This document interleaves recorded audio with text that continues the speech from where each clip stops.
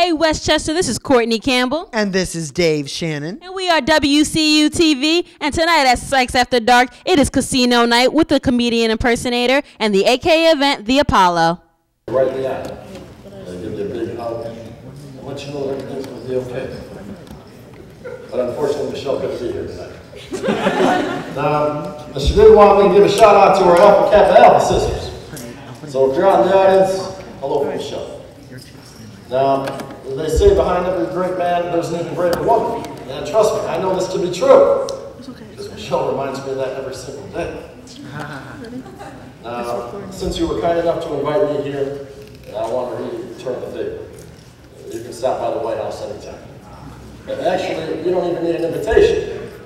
People have been getting into the White House without a legitimate invitation for years. Like this guy. Now, I have to say, holding office for me has been interesting, to say the least. And I have come to respect that man, George W. Bush. I really have. I made that statement at the press conference a few weeks ago, and this picture was taken immediately after.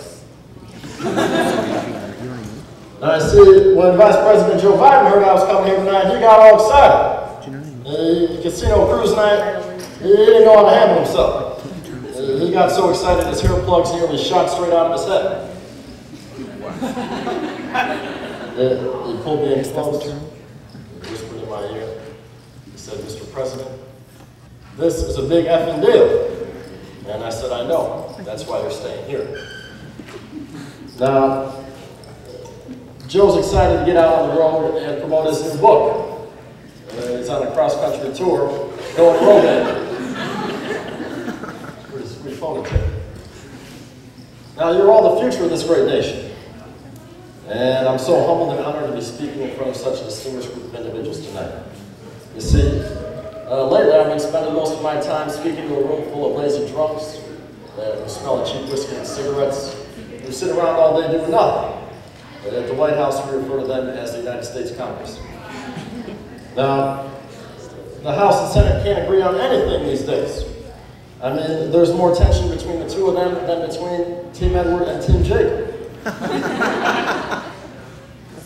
Now, in all seriousness, I would not be standing before you today if it wasn't for the hard work and dedication of those brave souls who came before me, like Dr. Martin Luther King, Rosa Parks, and David Palmer. That black president. That's right. God bless you. Now, before I became president of the United States, I was president of the Harvard Law Review. And I have to admit, I really considered becoming a trial lawyer myself. But then I decided on entering a more honest profession, politics. Now, in this college, these will always remain to be some of the best days of my life and the best times of your lives.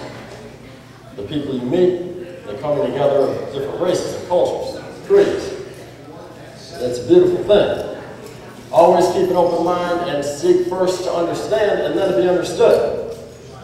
I remember my freshman year roommate. His name was John, but everybody called him Booger. Now, he slept with his eyes open. He put ketchup on everything. He smoked cigarettes. And he said he was allergic to soap, so he only showered every 2 weeks. Now, I'd sometimes catch him stealing a pump of my shampoo. He'd pump it in his hand and walk down the hall, and I'd see a trail going right to the bathroom. And he'd even take a pair of my socks, and he'd shower with them, and then throw them away. This is a true story. Now, you can imagine what it was like for me to live with a kid like this. Now, most people thought he would drop out and never amount to anything. But John went on to become one of the most successful CEOs of the media house in Chicago, Bridges Media. So that goes to show you, you never know who you're going to meet, or what they will become, or what you will become. So always treat everyone with respect, and you will go places. Now, walking around campus is the best. I love getting out of D.C. You see, Michelle and I just got back from a nice relaxing vacation in the state where I was born, Hawaii, or as all the haters out there call it, Kenya.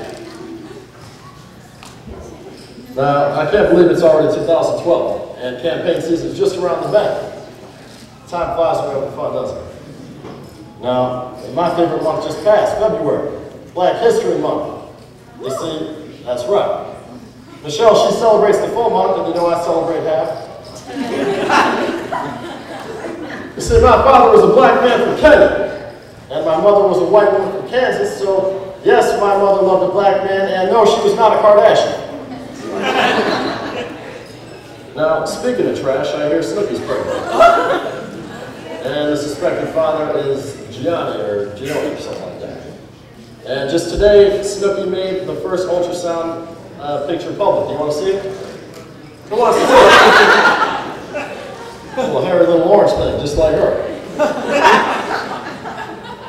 Now, looks like we should have passed that birth control legislation really soon. Now, speaking of which, the Blunt Amendment has been in the news a lot recently, to which Snoop Dogg and Wiz Khalifa said just pass it. Google it. That don't make sense. Now, did you see the group photo of me with the other UN dignitaries? I caught a lot of heat because they said I was waving in front of the face of the Mongolian president. Now, let me be clear. I was not waving. The photographer said, raise your right hand if you want a smoke break, and I did. Now, how many people in here smoke? Nobody, that's great. Now, it's hard to quit. One of my staffers actually suggested I go on celebrity rehab. Now, for those who don't know, that's where a group of powerful people get in the room and discuss issues that are way beyond their control. In Washington, we call that a cabinet meeting. Now, I'm here to admit that I have quit smoking, and I'm proud of it. Those days are long behind me. It was getting out of control. Look, here's a picture of me someone snapped in the 2008 campaign trail. Yeah, and 1 year later, someone snapped this photo. There we go. It was getting out of control. Every time I walk past the smoke alarm, my breath set it off. Now, you know, the media's out there saying I'm promoting my jobs bill because at the end of the year I'm going to need one. But that's not true. I'm out there pushing this thing for people like Mary Grady from Tallahassee, Florida. And Mary worked for Tropicana for 15 years until she got cancer. And it turns out she could never concentrate. Now, speaking of work, Arizona's controversial immigration law is back in the news. And for those who don't know, the law states that people can get pulled over and harassed and asked for their papers if their complexion is greater than or equal to that of John the Crybaby Baines. I need to create jobs around here. Over at the recreation center they're hiring right now. We've had 23 months of consecutive job growth in the private sector. Created over 3 million jobs since I took office. And for the first time in history, 75% of the people in the United States make up 3/4 of the population. Got some mathematicians in there. Future. Well, people want to blame me for the mess I inherited from Bush. That's not cool. Now, when I took office in 2009, the economy was already so bad that Angelina Jolie adopted 2 kids from America. Man. Now, right now, we owe China a lot of money. And we're talking trillions here. But the good news is, recent studies show that China is a pessimistic society, which means they don't expect to get paid back. Which is good, because I don't plan on paying. Now, just to paint a picture for you on how big our deficit is bigger than Tyra Banks' forehead, her butt, and her ego all put together. That's huge. Now, your governor is making cuts by decreasing state support to schools and universities. I want to cut tuition and make education more affordable. Americans want to know the details to deal with the current budget crisis. And let me be clear, even here in Westchester, we need to trim more fat and make more cuts than Chaz Bono's plastic surgery. Oh, too soon? Okay. But today I'm very excited to announce I just saved 15% on my car insurance by switching to Geico, so that's pretty cool. Thank you. Now, as I've said before, time and time again, we need to focus on renewable energy and be more environmentally conscious. Here in town, the developers have been harnessing geothermal energy to save on heating costs. Clean energy, and keeping heating costs down. Now, Americans are feeling pain at the pump. The gas prices in major U.S. cities are approaching the $5 mark all over the place. Gas prices are getting so high that cab drivers are actually taking the right routes to the destinations. Now, recycling is extremely important too. And you may not know this, but plastic is everywhere around us. Now, thanks to plastics, the face of Hollywood has changed forever, literally. Now, take comedian Joan Rivers. And she got a lot of airtime last week because of the Oscars. And Miss Piggy showed up without permit this year, showing off her fearsome look. Take a look. Oh, you know, back to Joan. Now, this is how she looks today at the young age of 79. And here is how she would look without plastic surgery. Not good. Now, looking for me, I don't need that surgery because, as the old saying goes, Barack don't crack. Now, when plastics are even starting to take over D.C., take a look at ex-Speaker of the House, Nancy Pelosi. Now, believe it or not, that's a major improvement. Look what she looked like before. Now, people keep coming up to me and saying, Mr. President, the job's stressing. You're getting more and more gray every single day, as if I didn't notice. But that's not the stress of the job. My mother-in-law is living with us. When I moved in, I said, Mama, mi casa es su casa. And for those who don't speak Espanol, that means my house is your house. And she turned around the next day and tried to sell it. For sale signs all over the front lawn. Well, luckily, it's not just me that faces this aging thing. It's all presidents. Now, take a look at General George Washington before he agreed to be our first president. Now, take a look at George Washington while he was president. And this is George Washington today. Yep. See what I mean? Not good. Now, check out George W. Bush when he took office. He's looking pretty good. I mean, slightly stupid, but still on point. Now, take a look at George W. after 9/11. Got everything upside down. Signs of dementia already starting to kick in. Now, check this out. This is one of my favorite photos. That was right after I won. We were ready to take on the world. Now, I had my team use the latest computer imaging technology to predict what Michelle and I are going to look like at the end of my first term. That's not good. Not good at all. Now listen, I think it's ridiculous how people keep trying to make Obamacare such a negative thing. I'm just trying to make sure that Americans don't go broke just by getting sick. Now, I know that most of you want me to explain the details of my health care plan. And, well, I have 4 words for you. I have no clue. It sounded like a good idea, I just saw the papers. And so many people are still asking about the details of my plan that I had to adopt the same strategy we use with the military. Don't ask, don't tell. All I know is we need to get this health care thing passed right away. Because when it comes to pressing issues like these, I'm like Michael Jackson's Dr. Conrad Murray. I don't have any patience. Now, I really wish Sarah Palin would have been to embrace it this time around. I could use her help. You know the difference between Sarah Palin and the Panama Canal? Yeah. The Panama Canal is a busy ditch.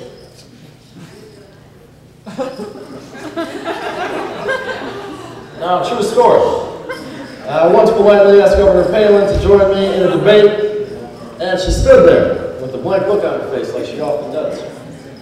And I said, "You do know what a debate is, don't you?" And she stood there looking like a deer in headlights, nodded her head. And I said, "Well, what is it?" She said, "Well, Mr. President, debate is what Todd puts on the hook when he goes fishing."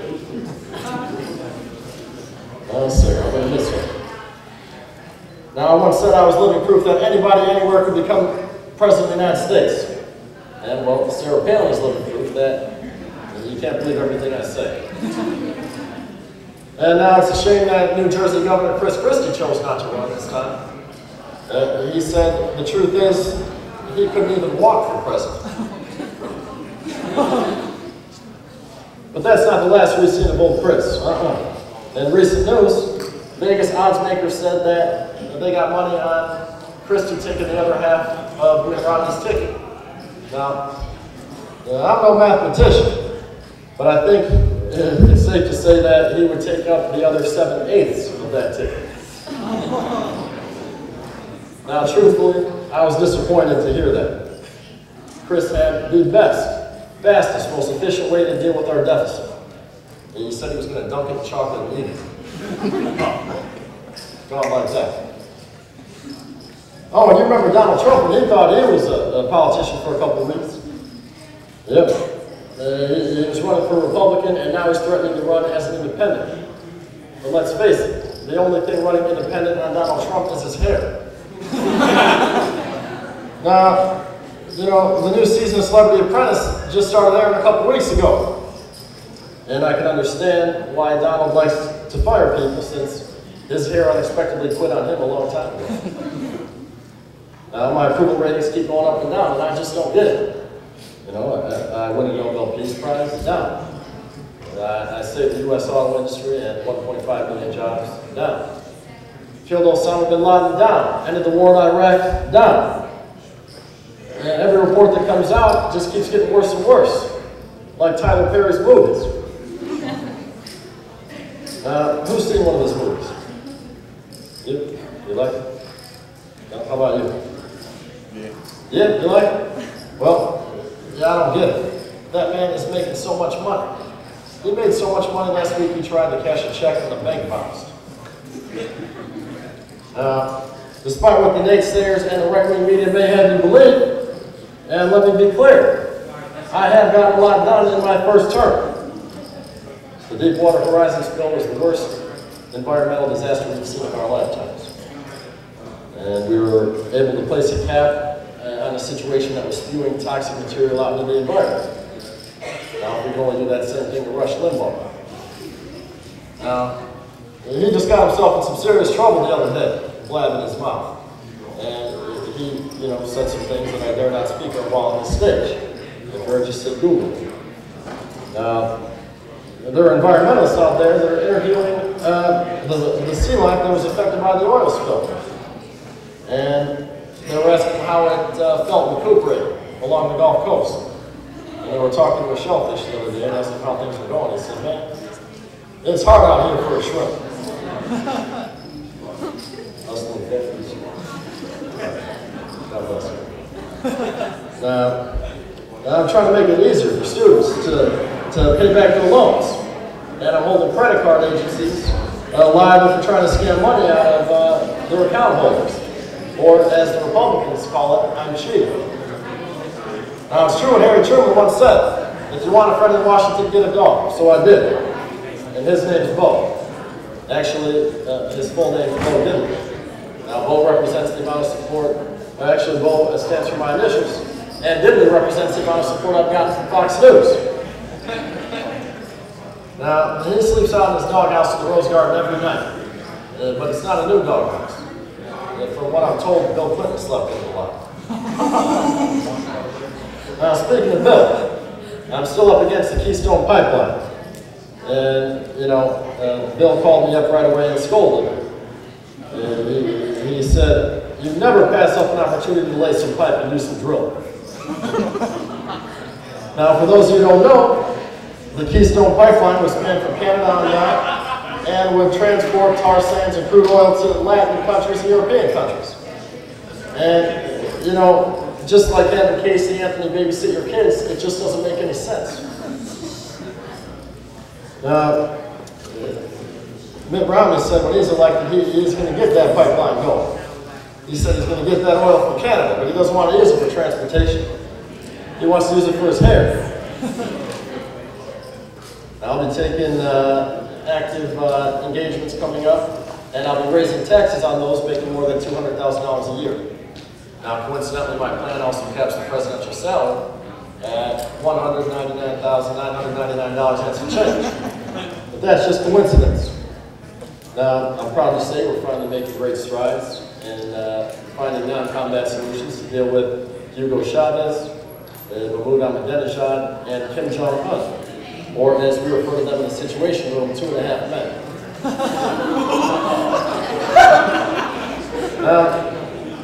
As you know, Kim Jong-un's daddy, Kim Jong-il, up and died on us recently, and he left his wacko son in charge. Now, just this morning, details of little Kim's last will and testament became public knowledge. And in a touching show of deathbed diplomacy, Kim Jong-il left all of his pantsuits to Hillary Clinton. Looking good. Now, when I want to relax, unwind, and have a good time, I grab a bowl of popcorn, I sit back, and watch the Republican debates.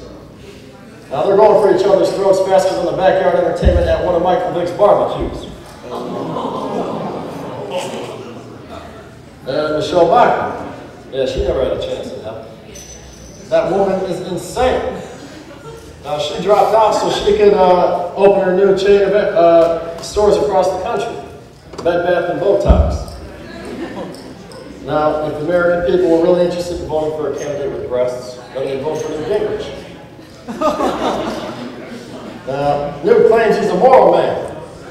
But let's not forget he was caught cheating on his cancer-stricken wife, for Christ's sakes. Now, when O.J. Simpson heard the news, he said, damn, that's harsh, man.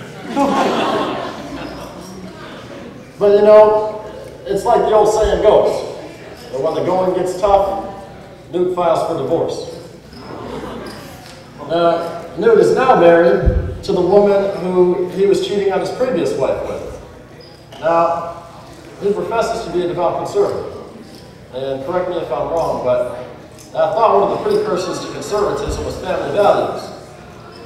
The only candidate that can claim 3 wives as family values is Mitt Romney. And I'm sure one day, you know, Mitt would make a great president, along with his first lady, and second lady, and third lady. But let's face it, Mitt Romney is a flip-flopper. And one day he's for universal health care, the next day he's against it. One day he's pro-choice, the next day he's pro-life. This guy changes his stances more times than Betty White changes her depends.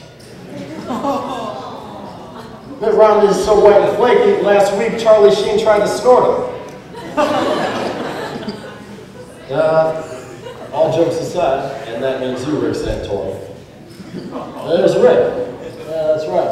Or as I call him, the next guy to drop out. Now, when Rick popped up on the scene, I could have swore I've seen that face before. And I just can't put my finger on it. Oh yeah, that's it. Woody.